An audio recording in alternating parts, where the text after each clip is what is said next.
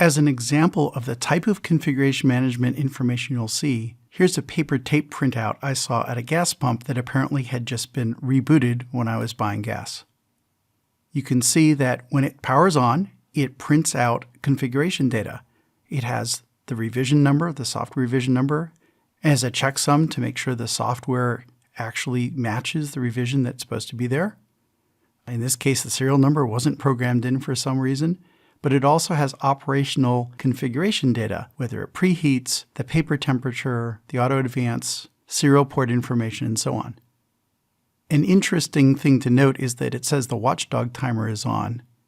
While I was not involved in the design of this system, I imagine that's because someone accidentally forgot to turn it on after testing for deployment, and this is a way to make sure that it's actually been turned on before you ship the system out.